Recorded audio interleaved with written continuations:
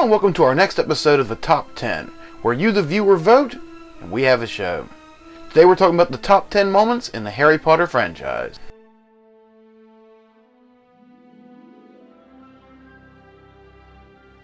Number 10 is Harry Potter vs. the Basilisk from Harry Potter and the Chamber of Secrets. Now I think what made so many people vote for this scene in particular is because this is really the first time we see Harry in quote-unquote hero mode. Yes, in the first one he went down into the cellar, but he didn't really know what he was facing. He went into the unknown, which some would see as heroic, but in reality he was just doing what he thought was right. In this one, he knows for a fact there is a basilisk in this thing. He knows he's going to fight a monster. And unlike Fluffy from the first film, there's no workaround. There is no easy way to get past this thing. He just has to go down there and hope he can beat it. I think in a lot of people's mind, including my own, this was really the first time we saw Harry Potter the hero start to take shape, as opposed to just the boy who lived. Now number 9 is actually sort of a weirder one. It's where he casts the Expecto Patronum spell over the lake. What makes this one interesting is this is one of the few times I've seen time travel actually used correctly. The reason for that is because you see the scene happen originally and you don't know how it happened. And then over the course of them going back in time, you see that all the things that happened before had already happened because they had already gone back in time. We get to this moment, and in Harry's mind he realizes who he thought was his father was actually he himself. And this gives him the drive to cast what in the wizarding world is a very powerful spell. And it's just a really big moment of the movies where he's finally mastered his fear and can cast the Patronus spell. Expecto Patronum!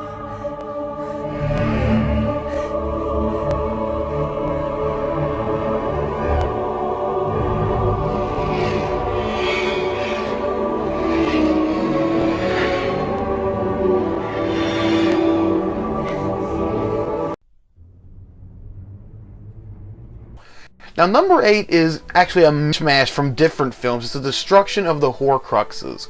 Because each one is destroyed in a different manner that does lend a lot of credibility to these objects being extremely powerful in their own right.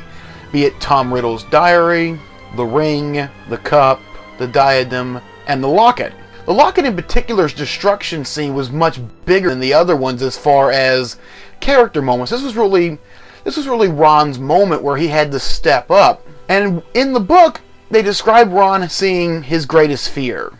And I was honestly worried they were just going to stick with spiders, because that's something Ron has always feared. But they took it to a deeper level, in that what he fears most at that particular moment, it does leave that opening in his mind that maybe he's lost the woman he loves to his friend. And they play that up. But each destruction scene, my favorite in particular being the snake, was done very well, and it did go to show you that Voldemort had become almost something more than human with these devices. Now number 7, now in the books, this was a holy fuck moment, because no one saw it coming. In the movie they play that up, but because the books had already come out, we all kind of already knew. Now, if you had not read the books, I guarantee you this was a shocker, because for those of us who were reading the books, we were all extremely shocked. Because not only is it the death of a major character, it is, as far as our perspective is, a very good guy, very powerful good guy turning to the dark side. Those moments are played up very well in the Harry Potter franchise because you have to feel the emotion behind it. In fact, Alan Rickman does a very good read when he's actually casting the spell. Please. Avada Kedavra. Because when you look back at it, you can see the sadness and the emotion in his performance, even though it doesn't super come through when you're just watching it. You're just seeing a guy cast a spell. When you look back at it, you can see his reluctance and his ultimate acceptance that he has to do this. That really does show, first of all, how good of an actor Alan Rickman is, but secondly, how complex of a character Severus Snape really was. Now, what makes this so big is, once again, much like Dumbledore's death, no one saw it coming. You didn't expect him to grab that cup and be teleported to Lord Voldemort. It really does make you see this suddenness that happens. The fact that everything is good, they're going to win, and then they lose in such a massive way. On top of that, this is the first time we're actually getting a good look at the principal villain of the franchise, Lord Voldemort. We hadn't seen him yet. He was just a cloaked figure in film 1, and he was on the back of Quirrell's head, but we had never seen him in his full flower until now. And the actor who played him did a phenomenal job, not only of delving into the role, but also of dealing with all the CG attachments he needed in order to get that level of inhuman that he needed. Because he really can see it as a human snake amalgam that you really can't create without a whole lot of work. Even his performance when he elongates an S, it's not drawn attention to, but you can really see it in his performance. And this whole scene is just really, really creepy. And I think that's what makes it work, is that you feel like you're seeing it from Harry's perspective. And you don't know what's going to happen to him when you first see it. You don't know, is Harry going to die here? Is he going to make it out? You don't know. Number 5 is a moment that in the book at least surprised me. Because at that point, Molly Weasley hadn't really done anything combatively yet. She had always been the stay-at-home mom. She was the one taking care of everybody. You almost expected her to be more like the nurse on the battlefield.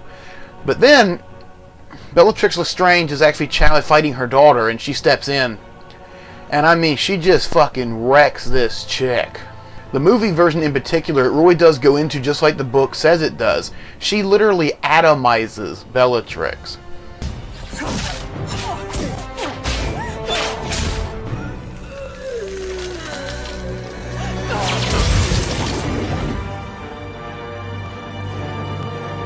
No one would have expected Mama Weasley to be able to just do that, and she literally outduels probably the highest ranked Death Eater in Voldemort's army in about 5 seconds. And number 4 comes from the same film, however it's a very different tone.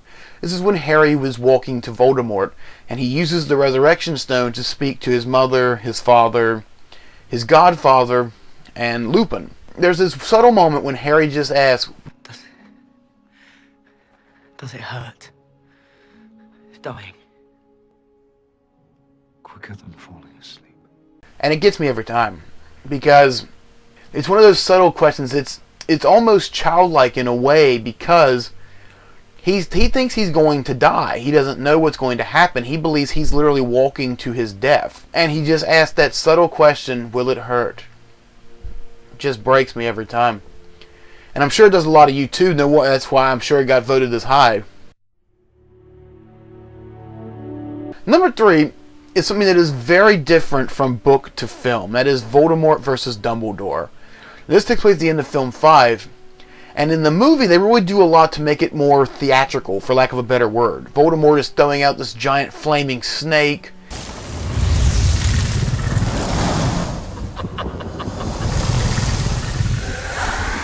You got Dumbledore doing his thing.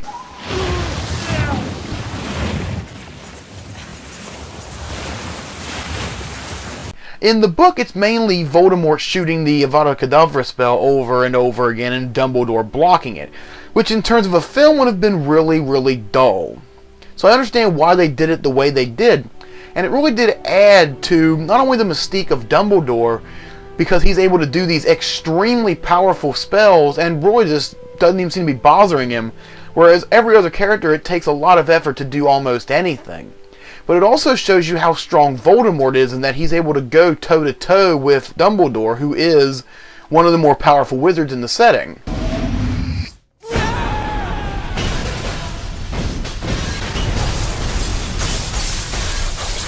It sets up a lot of what we expect to see in future movies and in future books even though they're just throwing spells back. You can see Dumbledore can block the death spell pretty much like it's nothing. And it does a lot to expand upon what you want to know more about his character. You want to know more of what he can do, and you want to see more of what Voldemort can do in later installments. Number 2, I'll be honest, it's one of the moments that frickin' broke me bad when I first watched this film. Because Dobby, in the books in particular, is a well fleshed out character. In the movie, he's not so much. He's in 2, And then that's pretty much it until we get to here. But for folks who read the book, Dobby was a very important character. And the way he goes out saving his friends, when he makes that final speech and that final stand at the Malfoy Manor. How dare you take a witch's wand? How dare you defy your masters? Dobby has no master. Dobby is a free elf, and Dobby has come to save Harry Potter and his friends. You're with him. You're jacked up, and this goes a lot to Daniel Radcliffe's acting ability, because in reality he's holding a puppet. He's not holding a living creature, but he plays it so real.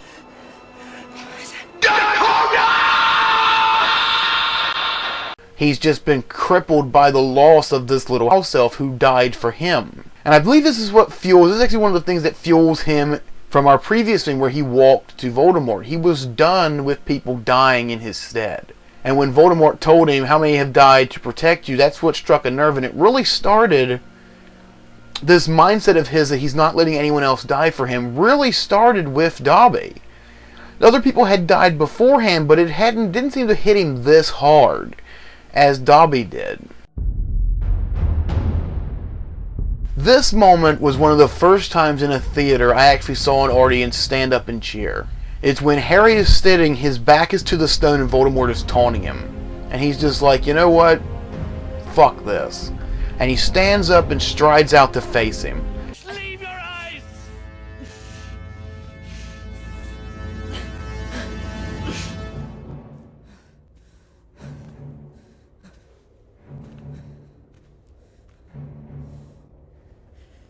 Have it your way.